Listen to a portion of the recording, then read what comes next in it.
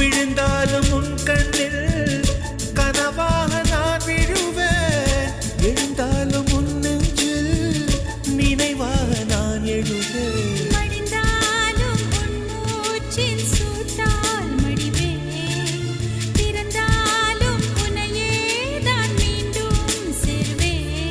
இனி உன் மூச்சை கடன்வா